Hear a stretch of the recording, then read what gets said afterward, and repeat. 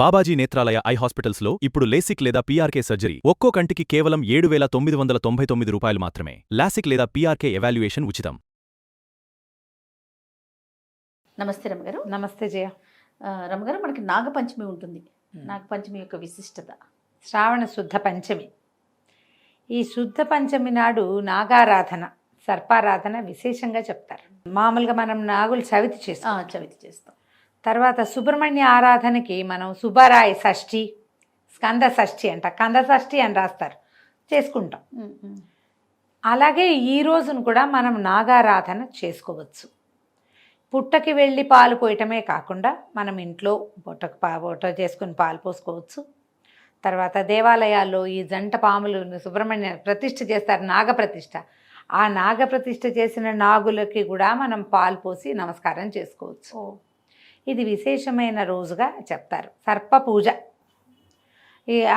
మళ్ళీ ఎవరెవరికి అని అనంతుడు, వాసుకి ఇట్లా ఉన్నారు కదా నాగులు, మహానాగులు, వాళ్ళందరి పేర్లు చెప్పి కూడా చేసుకోవచ్చు.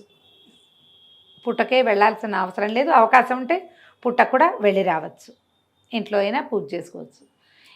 దీన్ని సుబ్రహ్మణ్య ఆరాధనగా కూడా తీసుకోవచ్చు. మనం సుబ్రహ్మణ్య అష్టకం చెప్తారు, అష్టకం చదువుకోవచ్చు. సర్పాలకి, నాగులకే ప్రత్యేకమైన నవనాగ స్తోత్రం అని ఒక ప్రత్యేక స్తోత్రం ఉంది, అది చేసుకోవచ్చు. ఉదంకుడు చేసినటువంటి నాగస్తుతి, ఉదంకుడు నాగస్తుతి అటు తెలుగులోను సంస్కృతంలోనూ ఉంది, వ్యాస భారతంలోనూ ఉంది, తెలుగు భారతంలో కూడా ఉంది. రెండు స్తోత్రాలు కూడా మంచివి. ఈ నాగారాధన ఏంటంటే ప్రముఖంగా సంతానం కోసం చెప్తారు. ఒక్కొక్కళ్ళకి ఒక రకమైన సర్పదోషాలు ఉంటాయి జయ. ఈ సర్పదోషాల్లో వీళ్ళకి ఏం చెప్తారంటే చెవిలో నుంచి చీము గారటం, చెవిలో పసు పట్టింది అంటే, పసు వస్తుంది, చెవిలో చీము పట్టింది అంటే 100% నాగదోషమే. మన పెద్దవాళ్ళు అలాగే చెప్తారు. నాగారాధన చేస్తే ఈ సమస్య తీరుతుందని చెప్తారు. ఒకటి, కలలో ఎప్పుడు పాములు కరుస్తున్నట్టు, వెంటబడుతున్నట్టు అట్లాంటిది ఏదైనా కనిపించినా కూడా, ఎప్పుడు తరచూ పాములు కనిపిస్తాయంటే నాగారాధన చేయాలి. ఫ్రాయిడ్ సిద్ధాంతం ప్రకారం తీరని కోరికలు పాముల రూపంలో కనపడతాయని చెప్తారు. మనవాళ్ళు ఏం చెప్తారంటే ఇది పూర్వ జన్మల నుంచి ఈ సంతానానికి సంబంధించిన శాపాలు ఏమైనా ఉంటే అవి సర్పాల రూపంలో మనకి దర్శనమిస్తాయని మన వాళ్ళ నమ్మకం. కొంతమందిని మనం ఆరాధన చేసిన తర్వాత కళ్ళలు పోయినాయి, చెవిలో చీమ్ తగ్గింది అని చెప్తారు. ఒళ్ళంతా పొడలుగా మచ్చలు వస్తాయి కొంతమందికి, వాళ్ళకు కూడా సర్పారాధన మంచిది. స్కిన్ ఇష్యూస్ వాళ్ళు సర్పారాధన చేయాలి. ఈ పుట్టమన్నుని తెచ్చి చెవికి పెట్టుకోమంటారు, అది చాలా విశేషమైన ఫలితం ఇస్తుందని, ఆరోగ్యానికి మంచిదని చెప్పబడుతుంది. దీనికి ఒక కథ కూడా, తమాషా చిన్న కథ ఒకటి చెప్తారు, నాగపంచమి కథ అని. ఒక రైతు పొలం దున్నాడట. ఆ పొలం దున్నినప్పుడు ఏమైంది, అక్కడ ఒక పుట్ట ఉండి ఆ పుట్ట ఇట్లా పైకి తెరిపిగా లేకుండా కొంచెం భూమిలోకి ఉంది. ఆ పాము గుడ్లు పెట్టిందట ఆ పుట్టలో. పిల్లలు పొదిగినాయి, చిన్న పిల్లలు పాకుతున్నాయి. ఈ రైతు పొలం దున్నినప్పుడు ఆ మొత్తం పాము పిల్లలన్నీ దాని కింద, నాగల కింద నలిగిపోయినాయట. నలిగిపోతే ఆ పాము విపరీతమైన కోపం వచ్చిందట దానికి. వాళ్ళ ఇంటికి వెళ్ళి వాళ్ళ అంతు చూడాలని ఆ ఇంటికి వెళ్ళిపోయిందట. రైతు ఇంటికి వెళ్తే ఏమైందట, ఆవిడ పూజ చేసుకుంటుంది. ఆ రోజు నాగుల పంచమి అయ్యేసరికల్లా అనంత నాగుడికి పూజ చేస్తోంది ఇంటి ఆవిడ. వాళ్ళు బయటికి రాలా, లోపల తమ జాతి వాడే పెద్దవాడికి పూజ జరుగుతుంది కదా, సర్పం వేచి ఉందిట. తర్వాత లోపలికి వెళ్ళింది పూజ అయిపోయాక. వెళ్ళేసరికల్లా మొత్తం ఆహార పదార్థాలన్నీ స్వామివారికి నివేదన పెడతాం కదా, ఏం పెడతారు జనరల్గా, చిమ్మిరి, చలిమిడి, పాలు, టెంకాయ, పాలు, తేనె అవి నివేదన పెడితే సర్పం అవన్నీ తినేసిందట.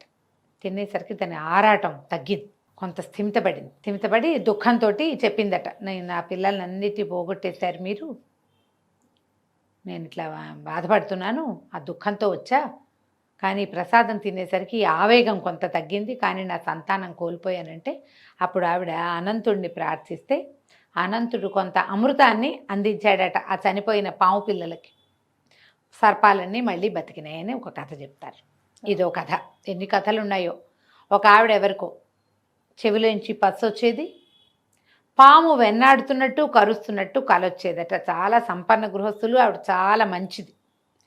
నేను ఏనాడు ఏ దోషము చేయలేదు, నాకు ఇట్లాంటి కళ వస్తుందని ఒక సాధువు వాళ్ళ ఇంటికి వచ్చినప్పుడు అడిగితే, అమ్మ నీకు సర్పదోషం ఉంది, నాగపంచమి నాడు పాముకు పాలు పోయి పూజ చెయ్యి, మరి రావి చెట్టు కింద ఎక్కడైనా నాగప్రతిష్ఠ జరిగిన చోట, నాగప్రతిష్ఠకి రావి చెట్టు కింద ప్రాంతం మంచిది, అక్కడ నాగప్రతిష్ఠ చేయించు, ప్రతి పంచమికి నాగుని అభిషేకించు, నీ బాధలు తీరుతాయంటే ఆవిడ చెవి తగ్గిపోయిందట, ఇవి కూడా తగ్గిపోయినాయి. ఈ పంచమి నాడు విశేషంగా ఏంటంటే ఎక్కడైనా రావి చెట్టు కింద కనుక మనకి నాగప్రతిష్ఠ ఉంటే దాని ప్రదక్షిణ కనుక చేస్తే చర్మ సంబంధమైన వ్యాధులు, చెవికి సంబంధించిన అనారోగ్యాలు, సంతానానికి సంబంధించిన దోషాలు తొలగిపోతాయని చెప్తారు.